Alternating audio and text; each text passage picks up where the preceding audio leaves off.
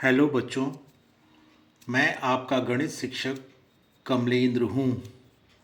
आज हम लोग कक्षा 10 गणित एनसीईआरटी की पुरानी किताब के अध्याय 15 और नई किताब के अध्याय 14 सांख्यिकी के अंतर्गत माध्य ज्ञात करने की कल्पित माध्य विधि एज्यूम्ड मीन मेथड के बारे में जानेंगे या उसे समझने का प्रयास करेंगे। यह वीडियो मैंने विशेष रूप से गणित में कमज़ोर छात्रों के लिए बनाया है, जिसमें छोटी छोटी क्रियाओं को सरल रूप में युक्तियों या ट्रिक्स के माध्यम से समझाने का प्रयास किया गया है। इस विधि को समझाने के लिए आपकी किताब में उदाहरण 1 में दिए गए प्रश्न को आधार बनाकर इसे समझाने का प्रयास किया गया है। जैसा कि आप अपनी किताब में देख रहे होंगे,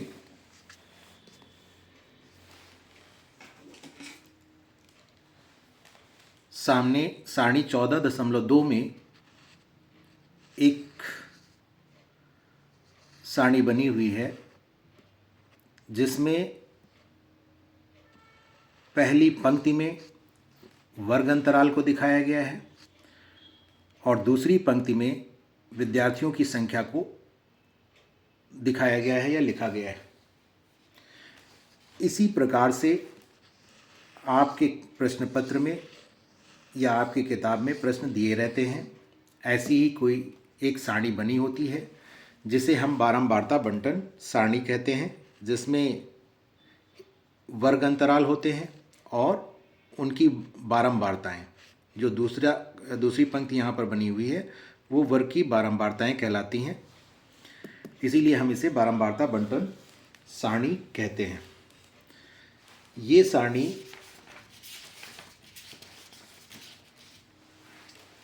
आपको खड़े रूप में भी लिखी हुई मिल सकती है, जैसा कि आपके सामने मैंने लिख करके दिखाया है, आप देख रहे हैं। ये वही प्रश्न है, परंतु खड़े रूप में यहाँ पर सारणी बनी हुई है स्तंभ के रूप में। यहाँ पहले जो आप देख रहे थे उसमें हम कहते हैं ये लाइनों में या एक रेखा में जब हम संख्याओं को लिखते हैं तो उसे पंक्ति के रूप में लिखा हुआ कहते हैं, रो के रूप में। और ये पहली रो हो गई, ये दूसरी रो हो गई, या पहली पंक्ति हो गई, दूसरी पंक्ति हो गई। इसी प्रकार से जब खड़े रूप में लिखते हैं इस प्रकार से, तो हम इसे स्तंभ कहते हैं, स्तंभ 1 या स्तंभ 2 या कॉलम 1, कॉलम 2। ये मैं इसलिए इस तरह से आपको बता रहा हूँ कि अक्सर कमज़ोर बच्चे ये नहीं समझ पाते कि पंक्ति और कॉलम में भी उन्हें समस्याएं आती हैं। तो आपने देख लिया, 2 तरह से प्रश्न आपके सामने हो सकता है।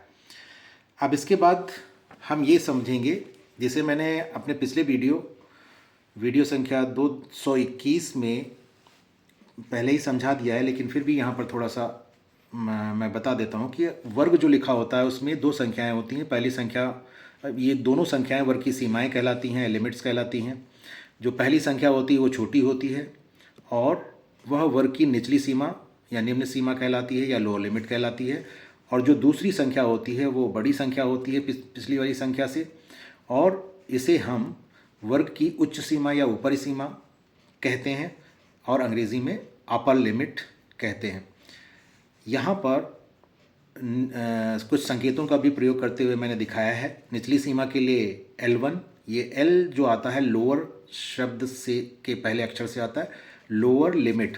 और L1 मतलब जो पहली सीमा है यानी निम्न सीमा, 10 यहाँ पर है जैसे, उसके लिए प्रयोग किया गया है ये संकेत। अब वो स्मॉल लेटर्स में भी हो सकता है, कैपिटल लेटर्स में भी हो सकता है।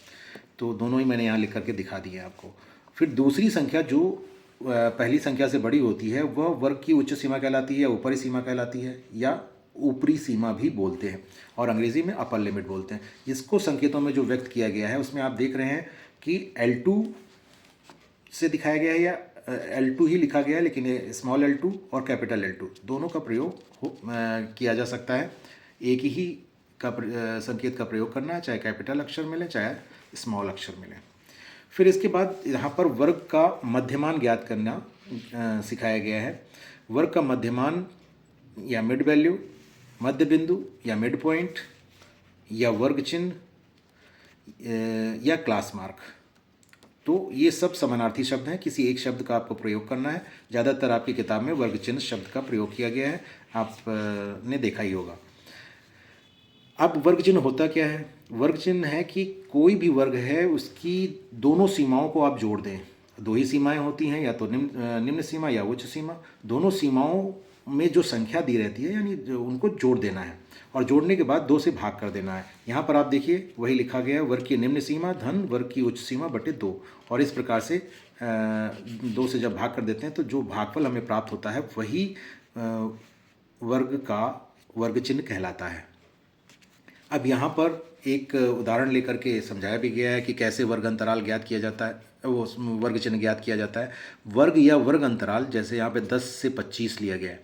अगर 10 से 25 वर्ग है तो उसका वर्ग चिन्ह क्या होगा, कैसे ज्ञात करेंगे? इन दोनों सीमाओं यानी 10 और 25 को जोड़ देंगे, तो वही यहाँ 10 और 25 को जोड़ते हुए लिखा गया है और फिर बटे में 2 लिखा गया है। इसका अर्थ यह हुआ कि इन दोनों को जोड़ करके 2 से भाग कर देना है।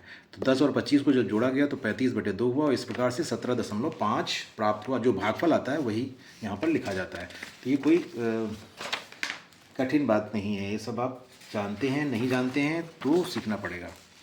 फिर देखिए मैंने यहाँ पर फिर से ये बताने का प्रयास किया, वर्ग अंतराल यहाँ पर ऐसे लिखे गए, हाईलाइटेड पोर्शन के द्वारा मैंने दिखाया। फिर यहाँ पर बारंबारता लिखी गई, वही बारंबारता है, लेकिन इसमें हमने संकेतों को समझाने का प्रयास किया है। जो बच्चे F1, F2, F3 इसका अर्थ नहीं जानते हैं वो थोड़ा सा इसे समझ लें। अगर पहले वर्ग की अगर बारंबारता है तो बारंबारता की अंग्रेजी फ्रीक्वेंसी होती है, यहाँ पर लिख के दिखाया है। इसके लिए संकेत F प्रयोग होता है। F के साथ I एक छोटा सा लिख दिया जाता है नीचे की तरफ दाहिनी तरफ।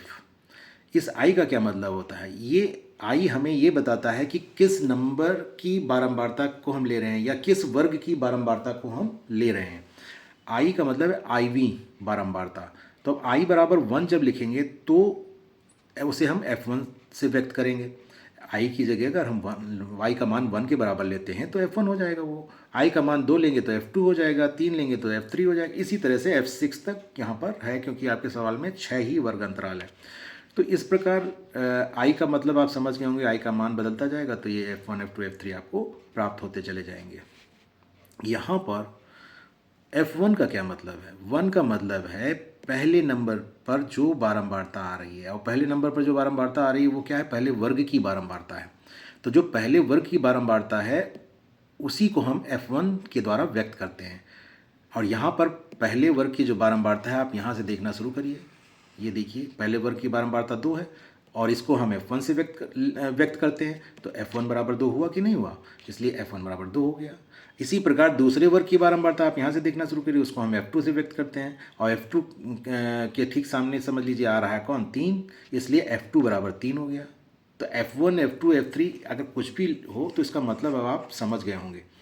तो अब इसके आगे देखिए,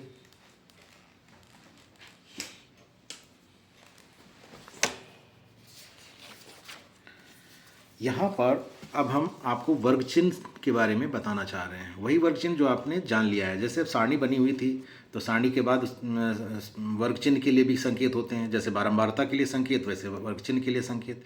वर्ग चिन्ह के लिए जो संकेत होता है वो XI का प्रयोग किया जाता है।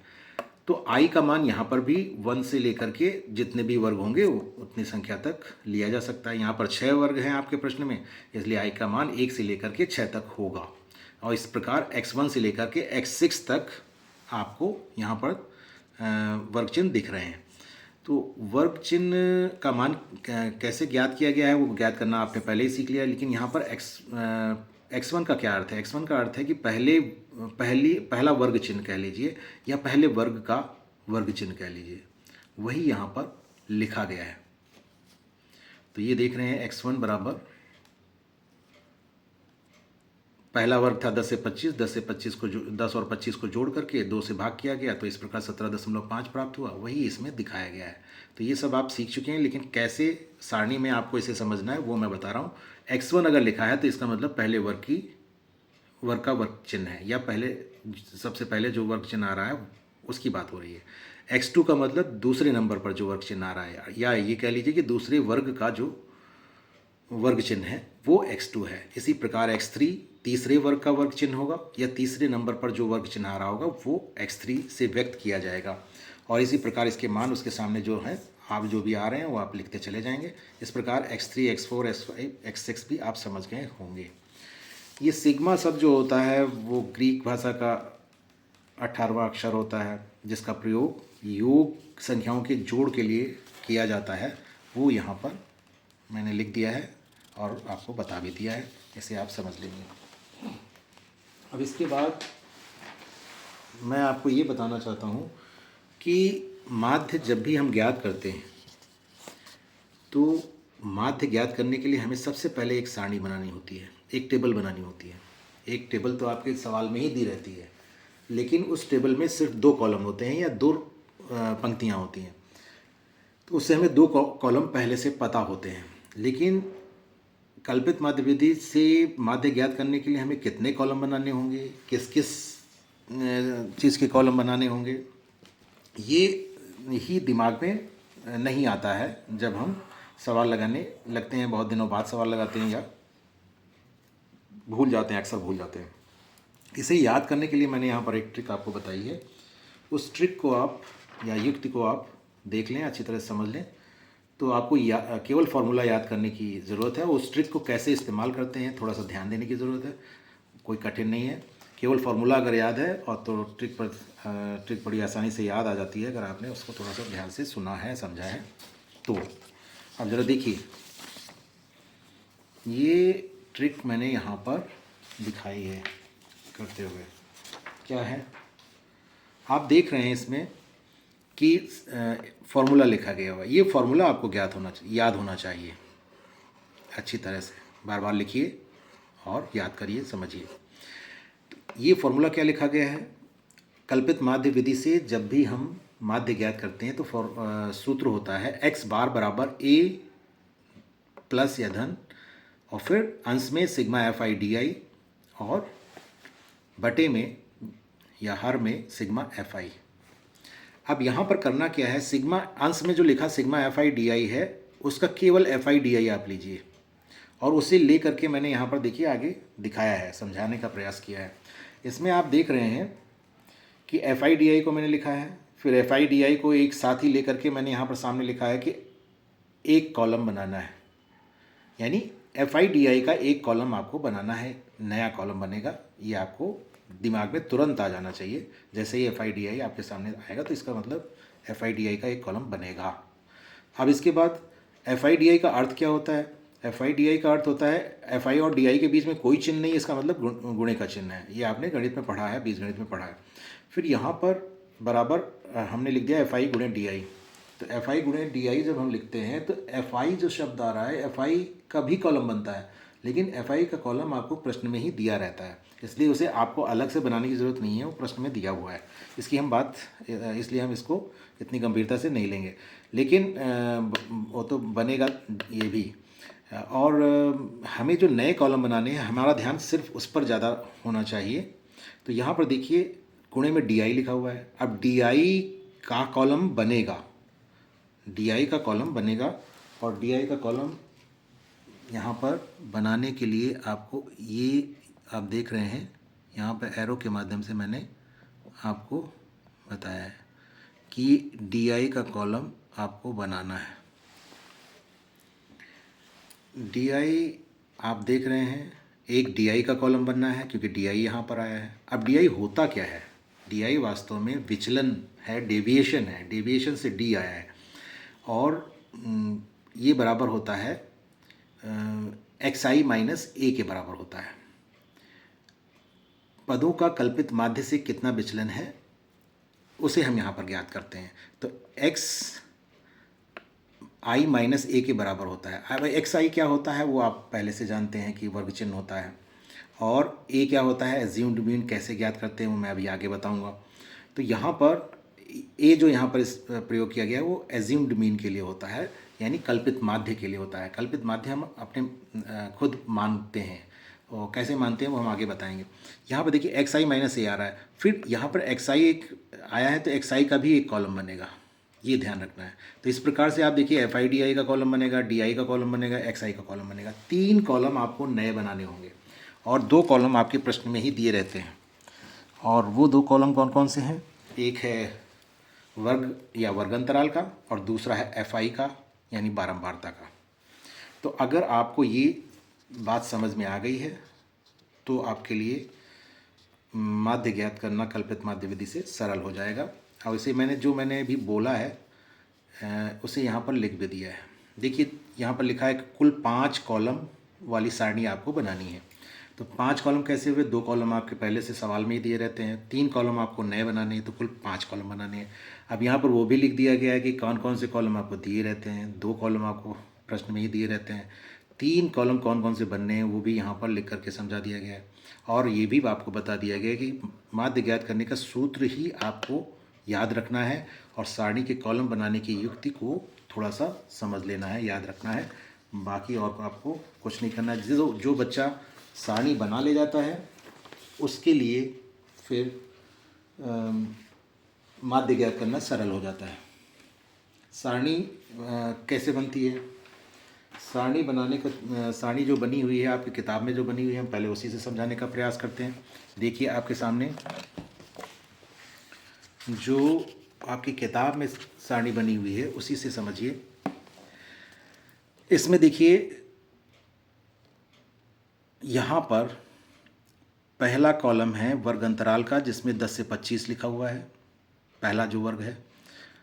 विद्यार्थियों की संख्या जो एफ आई होती है, बारंबारता होती है, उसमें सबसे पहले 2 लिखा हुआ है, यानी F1 बराबर 2 हो गया।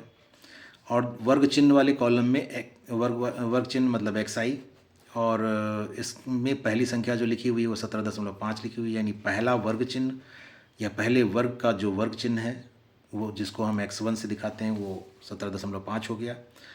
अब इसके बाद डी आई का कॉलम बना हुआ है, तो डी आई होता है एक्स आई माइनस ए। अब यहाँ पर जो ए माना गया है एक्स ए माना गया है, कल 47.5 जो लिखा हुआ है ये कल्पित माध्य का मान लिखा हुआ है। कल्पित माध्य हम मानते कहाँ से हैं, जितने भी एक्स आई होते हैं उसमें से ठीक बीच में आने वाला जो भी एक्स आई होता है, ठीक बीच में आप देख सकते हैं जो ठीक बीच में है वही एक्स आई क्या होगा, कल्पित माध्य होगा। लेकिन कभी कभी जब सम संख्या में एक्स आई होती है, जैसे यहाँ पर 6 एक्स आई हैं, तो हम तीसरे नंबर वाले वर्ग चिन्ह को भी ठीक बीच में कह सकते हैं, और 62.5 यानी चौथे नंबर वाले वर्ग चिन्ह को भी कह सकते हैं कि वो बीच में है। तो इसमें से कोई भी हम वर्ग चिन्ह ले सकते हैं, चाहे 47.5 को लें चाहे 65.5 को लें। आपकी किताब में 47.5 को लेकर के समझाया गया है, और हम पहले अभी समझ रहे हैं इस चीज़ को, इसलिए हम किताब वाला ही लेकर के चलते हैं। आप 62.5 को भी लेकर के हल कर सकते हैं इस सवाल को। कल्पित माध्य के बारे में मैं आपको बता दूं कि कल्पित माध्य आप किसी भी एक्स आई को मान सकते हैं, कोई ज़रूरी नहीं है कि ठीक बीच वाले को ही माने। परंतु हम ठीक बीच में वाले वर्ग चिन्ह को ही क्यों लेते हैं, उसके पीछे कारण है कि इससे हमारी गणनाएं सरल हो जाती हैं। आप दोनों तरह से लेकर के हल करके देख सकते हैं, उत्तर एक ही आएगा, लेकिन किसी में जो आप बीच वाला जब नहीं लेंगे तो थोड़ा गणना कठिन होगी, बड़ी संख्याएं आएंगी, और इस कारण हम उसे ना लेकर के ठीक बीच में जो एक्स आई आता है या वर्ग चिन्ह आता है उसे ही हम वर्ग कल्पित माध्य मानते हैं। तो यहाँ पर 47.5 जो कि बीच में आ रहा है उसे ए के बराबर स्मॉल ए से व्यक्त करते हैं। कल्पित माध्य को एज्यूम्ड मीन कहते हैं, उसी का ए लिया जाता है संकेत के रूप में। तो 47 एक्स आई माइनस ए या एक्स आई माइनस 47.5। तो यहाँ पर डी आई का मान 1 से लेकर के 6 तक जाएगा, क्योंकि यहाँ पर 6 मान होंगे, 6 वर्ग हैं इसलिए 6 मान होंगे। तो आई का मान 1 से लेकर के 6 तक जाएगा। यहाँ पर D1 है ये पहला वाला, फिर D2, फिर D3, D4, D5, D6, इस तरीके से इन मानों को हम व्यक्त कर सकते हैं। अब ये -30 आया कैसे? -30 xi आप लीजिए, यहाँ से पहला xi लीजिए, x बराबर 1, D1 हमें निकालना है तो x1 लेना पड़ेगा, i यहाँ i बराबर 1 हुआ तो यहाँ भी 1 होगा, तो D1 बराबर x1 माइनस 47.5। अब 17.5 में से आपको 47.5 को घटाना है, तो आप यहाँ पर xi की जगह 17.5 लिखेंगे, और 17.5 में से 47.5 जब घटाएंगे तो आप क्या पाएंगे कि ऋण में 30 उत्तर आएगा। आप जानते हैं कि दो संख्याओं के बीच में जब ऋण का चिन्ह होता है तो संख्याएं घट जाती हैं, और घटती कैसे हैं? बड़ी संख्या में से छोटी संख्या ही सदैव घटती है, परंतु चिन्ह किसका आता है? चिन्ह आता है बड़ी संख्या का।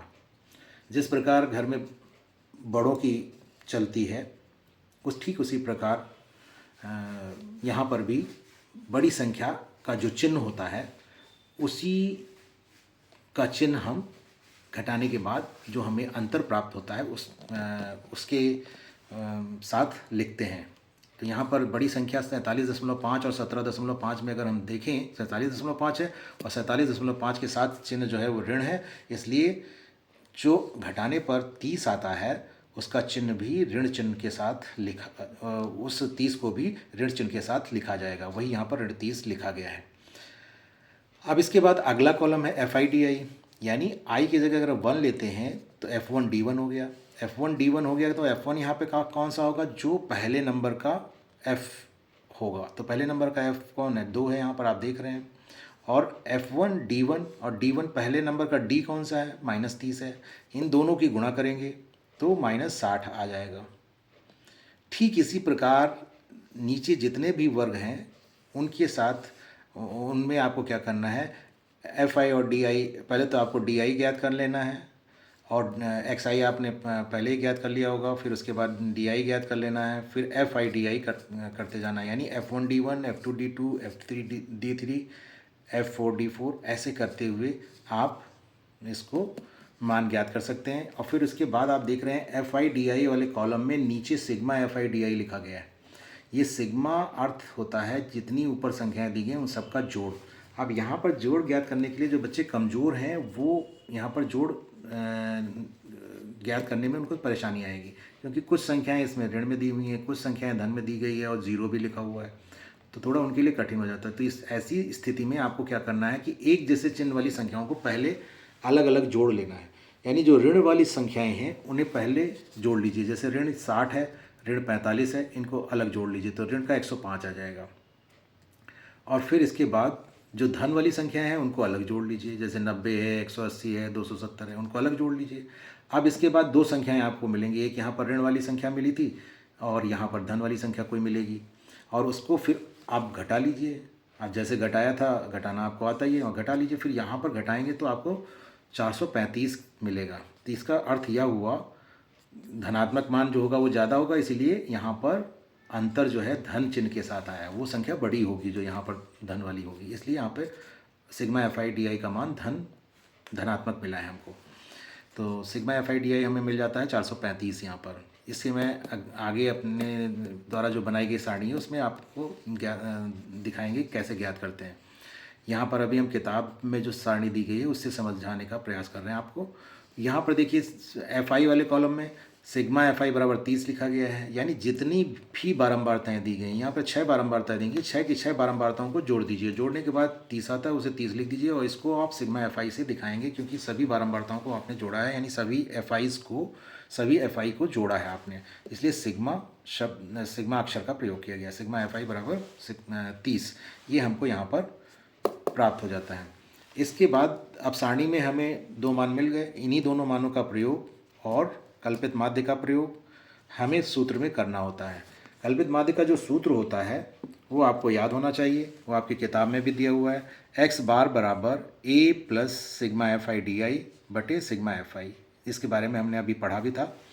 तो आप ये वाला फॉर्मूला आपको याद होना चाहिए। इसमें आपको क्या करना है, स्मॉल a अर्थात कल्पित माध्य का मान लिख देना है यहाँ पर, फिर धन चिन्ह लगाना है।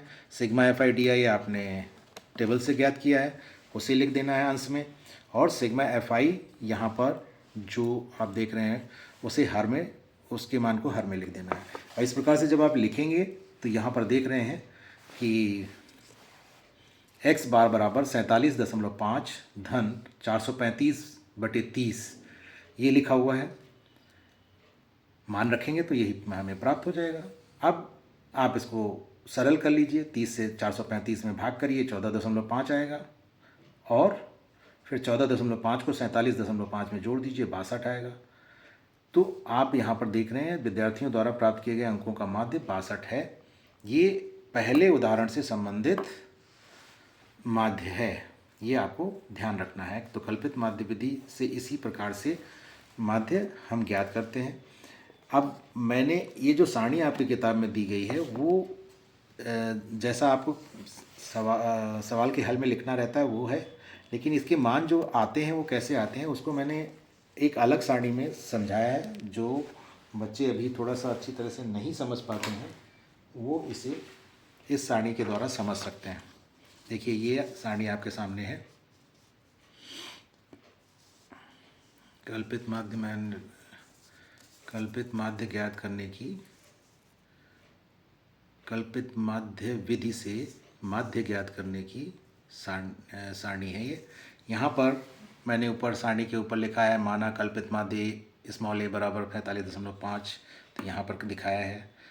और किस प्रकार से डी ज्ञात किया गया है वो भी यहाँ पर हर एक स्टेप में करते हुए दिखाया है।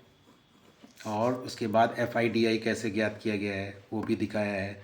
Sigma F I D I कैसे ज्ञात किया गया है वो भी दिखाया है। देखिए यहाँ पर माइनस ऋण का 105 आया, यहाँ धन का 140 आया, 540 आया। अब धन का 540 और ऋण का 105 दोनों अलग अलग चिन्ह हैं, इसलिए संख्याएं घट जाएंगी। बड़ी संख्या में से छोटी संख्या घटेगी, 435 आएगा। चिन्ह किसका आएगा? मैंने कहा जो बड़ी संख्या होती है उसी का चिन्ह अंतर के साथ लिखा जाता है।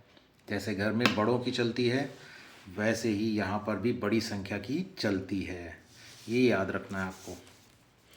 और यहाँ पर देखिए मैंने नीचे लिख दिया है कि कैसे कल्पित माध्य को ज्ञात किया जाता है, और फिर फॉर्मूले में मान रखते हुए भी दिखाया है कि कैसे आप इसे सरल करेंगे, सरल करते हुए भी दिखाया है।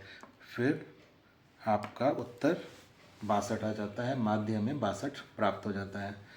तो इस प्रकार से आप इसे समझने का प्रयास करें, और अगर कहीं कठिनाई आती है तो अवश्य पूछें। धन्यवाद।